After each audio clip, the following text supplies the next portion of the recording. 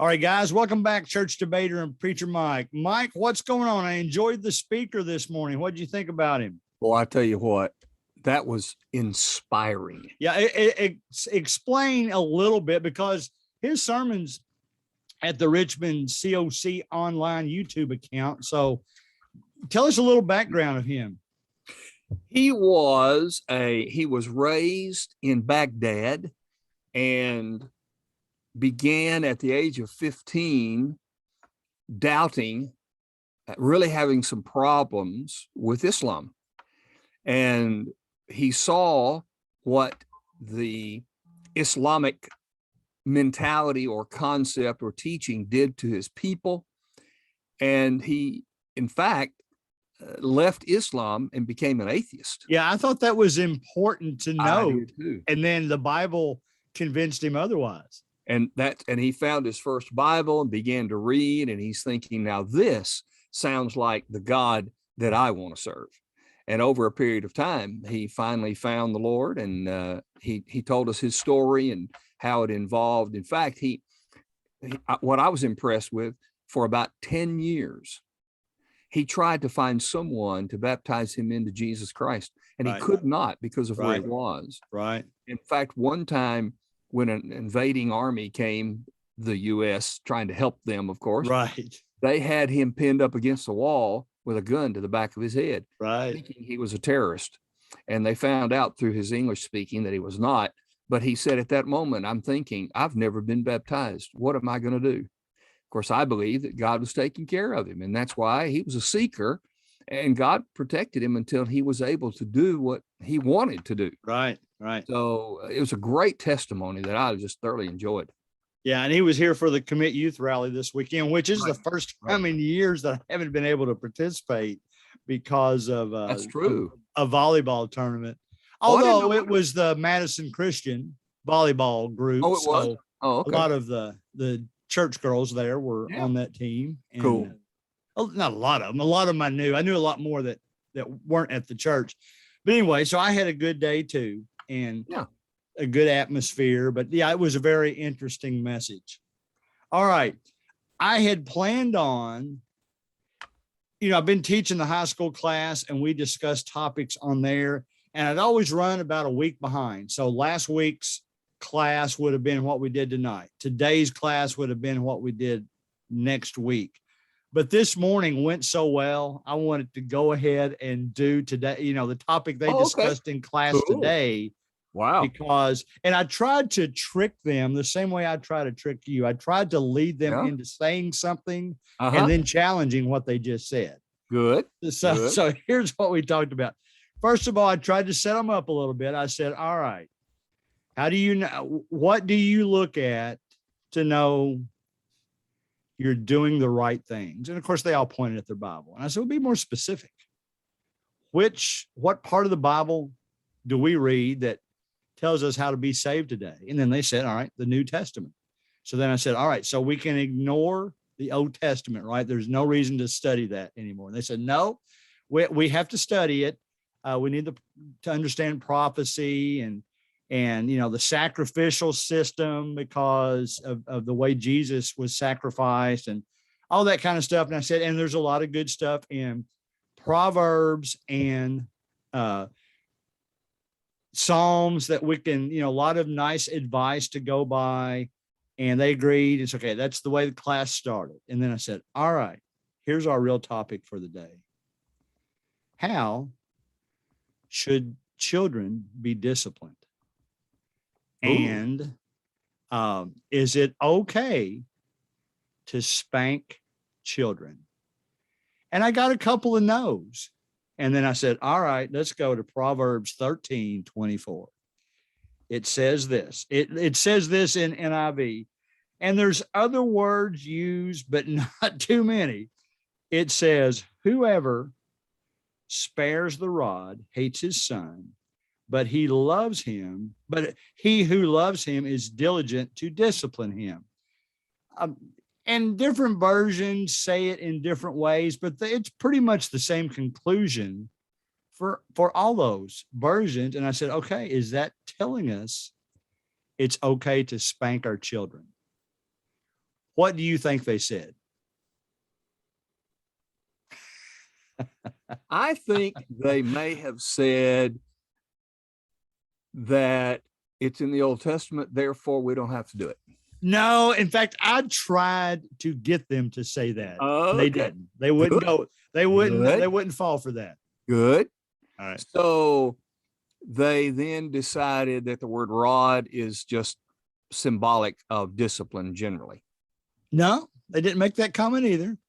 They backed up a little bit and said, yes, we understand it's talking about spanking, but there's such an emphasis today on going too far and in effect, over disciplining physically your children. So I couldn't trip them up. They were hard to trip up. Wow. Now, one of them even gave the story that if your young child, and we'll talk about disciplining teenagers here in just a moment. If your young child is in Walmart, just causing an absolute, he's just being terrible. I shouldn't keep saying he. I'm saying he in the generic sense because it can happen to little girls too. They're just being terrible. They said you shouldn't spank them in front of everybody. Maybe the best way to discipline them is to take them over, show them what they did, and emphasize strongly and firmly without getting physically involved. You did this. This was wrong to do. You should never do this again. How do you feel about that approach? Is that strong enough? I see their point, and I can appreciate if you were to use the example instead of Walmart, if you had used the example in the middle of worship on a Sunday. Okay. It would still be the same thing. I would remove the child from the public view and deal with it. Go to the bathroom. Take them outside. I would not, outside of simply stopping it for the moment, in public, not do that, get away and then deal with them.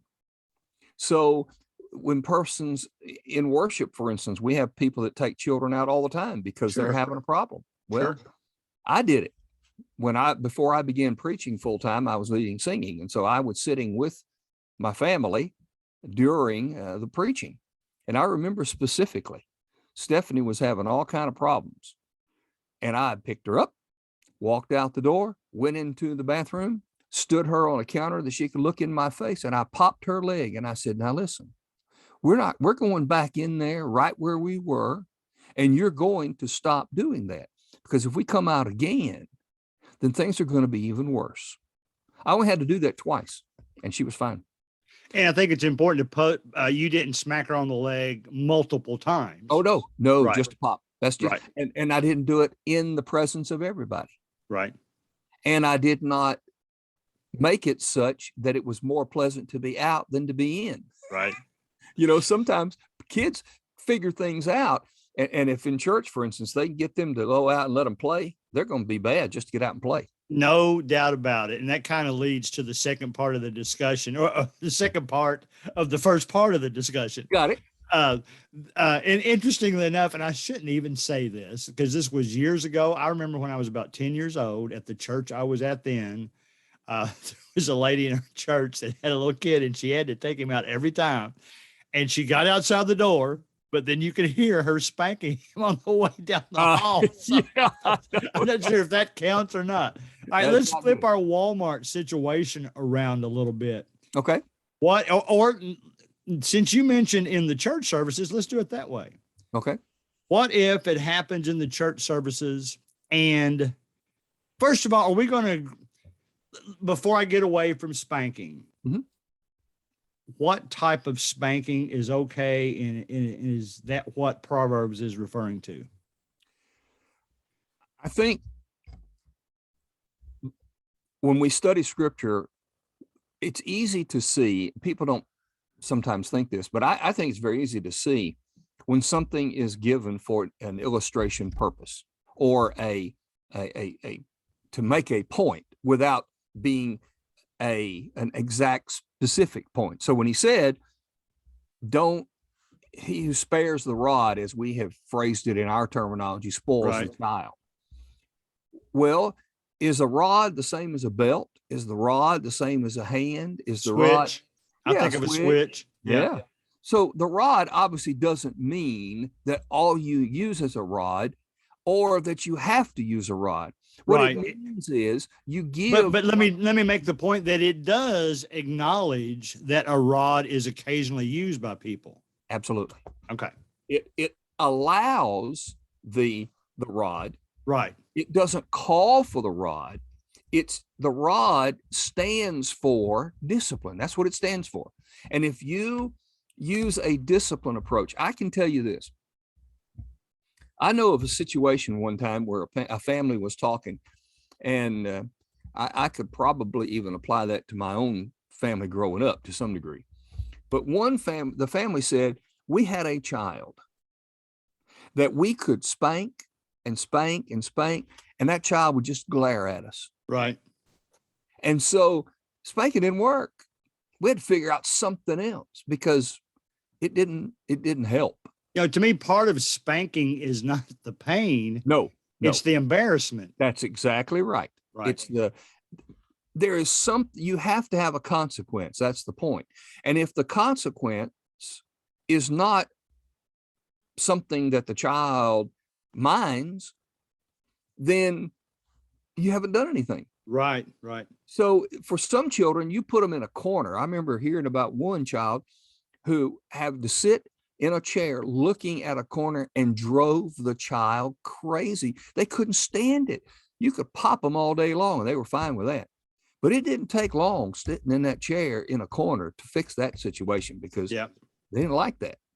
And so I think the word rod there certainly means discipline, and it means whatever is necessary to discipline the child to be a disciplined adult. Okay. All right. Can you go too far? Absolutely.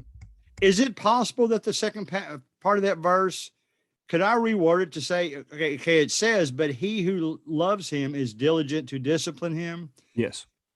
What if I reword it to say, but he who loves him is careful when disciplining him? Is that the same thing? I think the intention certainly is the same thing, because what you're wanting to do is create a disciplined child.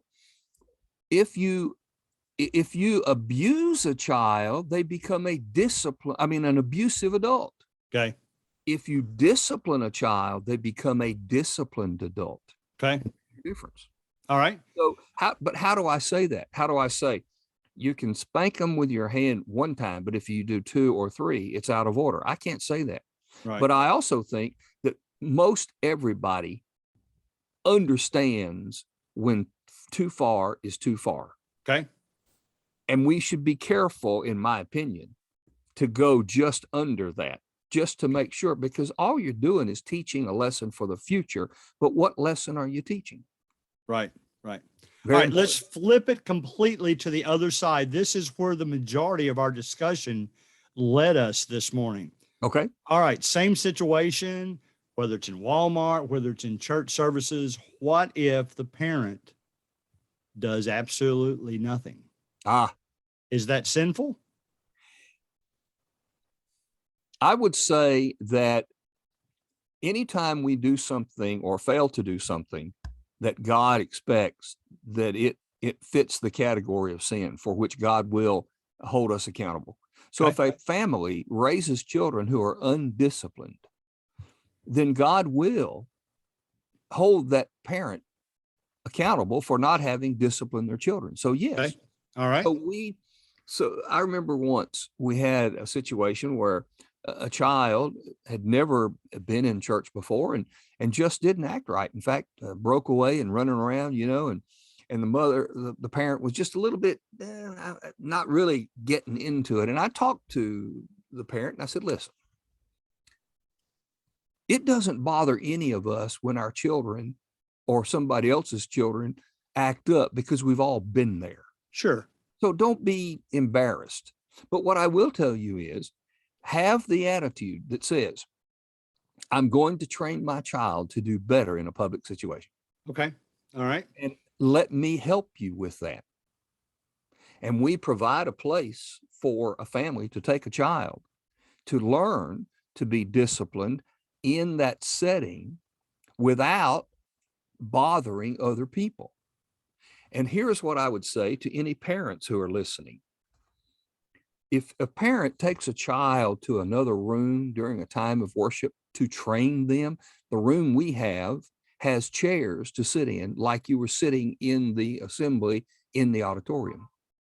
But if you let that child in that room do whatever they want to do, play, run around, laugh, joke, yell, and scream, you're never training them to move into the auditorium. When you take them out, you have them act in that room like you want them to act in the other room.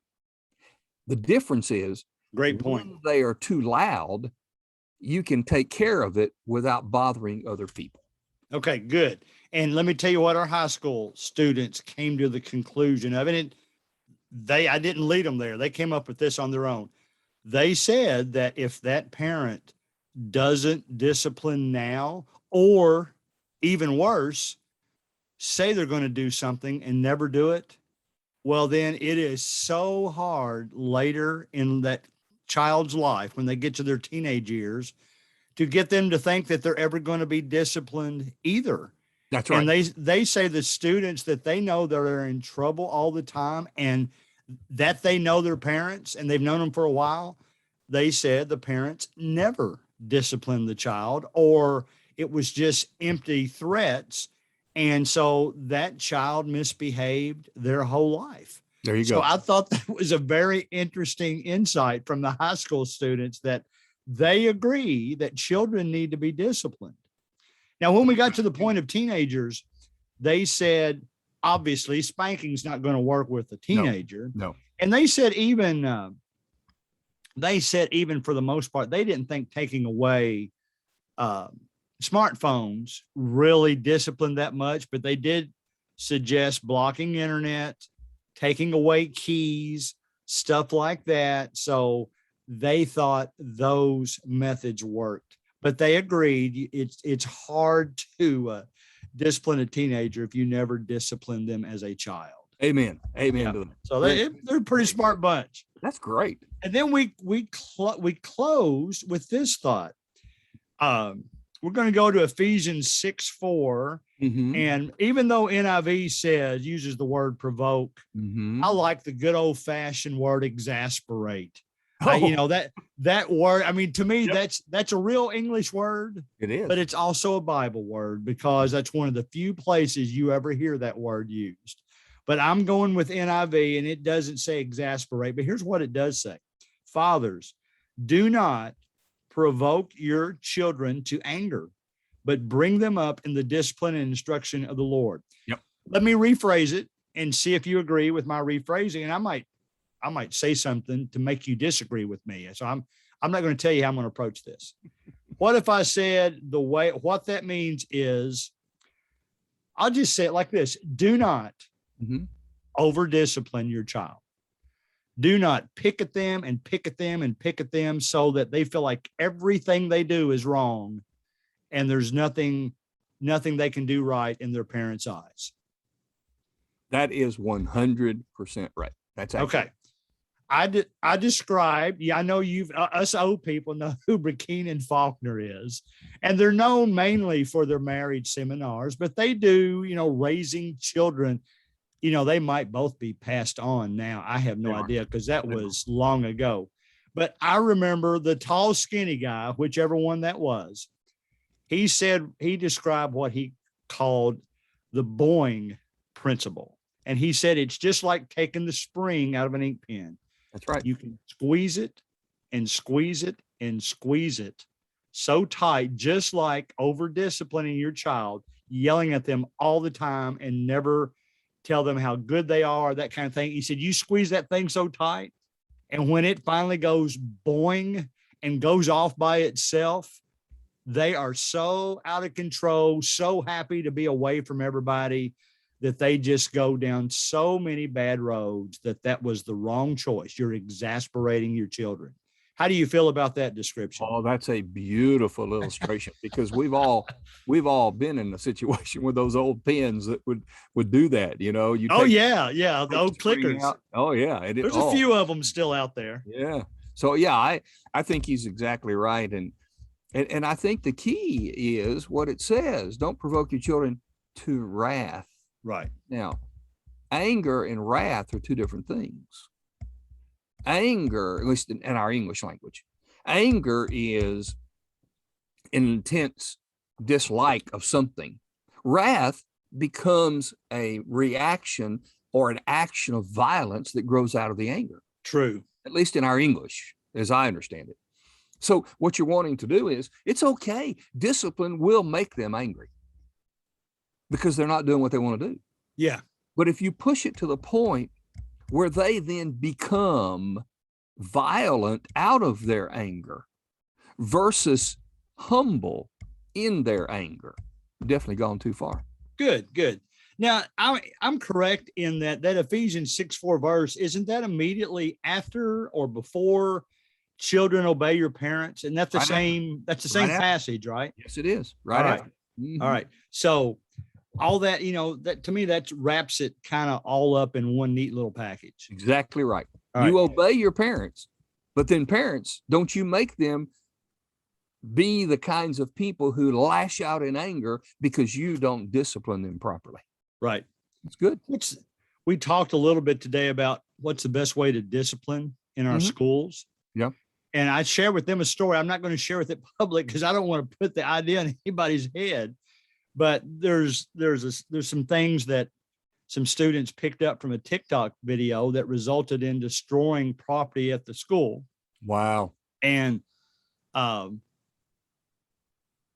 said, the amount of the property of once, even those students will still come up and talk to me and said, man, I'm going to get whipped when I get home. Mm-hmm. I know I shouldn't have done it. I was just doing it to get attention. But in this one's case, they destroyed about $160 worth of school property. Wow. And he said they thought, now I don't know if this is true, but he said he thought the school was going to charge his parents $160 to replace the property. Wow. So that is a big lesson. I don't know what went on that night, but I've talked to the kid since then. And he agrees that most of the time, all the time, he's doing that to get attention. And every time he does it, which I guess is a good thing, every time he does it, he regrets doing it. Right. He just made a temporary mistake.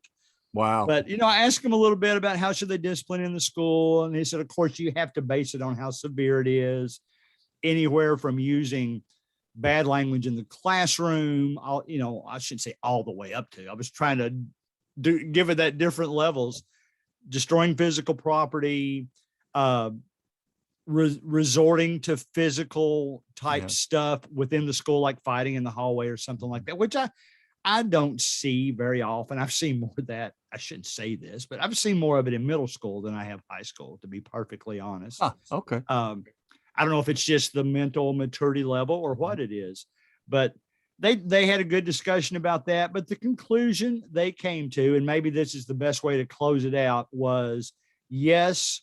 And they said, we needed discipline. They don't like spanking. They hope that there's ways that we can do it without spanking. If for no other reason, there is so many people over disciplining their kids, and some of those have no Christian background and don't care. So they would love to try to get away from that. But it was a good discussion, and they agreed that discipline is necessary. And we talked a little bit. I said, all right, it's 10 years in your future. Some of you are going to have kids. How are you going to discipline your kids? And they said, well, I hope I will be able to discipline them, make them realize what they've done wrong. And then I said, what about when they're teenagers? And they went through the whole conversation again. So it was a really good class. That's cool. But man. Yeah. Give us, just to kind of close out, what should we always remember when it comes to discipline? The outcome when they are adults. If we are disciplining for the future, not for the moment, that's where it becomes very effective. Okay. Because you can change a moment. You can jerk a child a knot in his tail for a moment. But if jerking that knot doesn't help them to be grown-up, disciplined adults, then the moment of cessation hasn't really been a discipline. And sometimes we discipline, parents do, just because the child is bothering their moment or in that time. Think of it as here's a teaching moment. Here's a lesson moment for the future. And if we can discipline with an eye to the future, we'll do a better job disciplining. Yes. And I know my kids listen to this. They're in their 30s now. They listen to this podcast. I'll tell them right now, and they know I feel this way. There was times that I regretted my discipline of them. I wish I had done it a different way. Sure. I think we all have our moments like that. Yep. And we learn from it. Yep. I share those stories sometimes because Sure. I want it to be a story. Don't do this. This was stupid of me to do that. Right. But I guess that's basically it. That's good. So this has been a good topic. I can always tell the good ones because the time just seems like it flies by. It's gone. Oh, I know it's gone. Yeah. Close us out with one last profound thought for the week. If you want to live an abundant life, we need to be disciplined people. And the best part is when you know you're an adult is when you learn to be self-disciplined. It's very difficult. But when we practice self-discipline, that's when you start really experiencing what Jesus said in John 10:10 to have the abundant life. Good. That's a really good segue. I like that. All right, guys, that's it for us this week on the Church Debater and Preacher Mike. Say goodbye, Mike. Bye, Mike.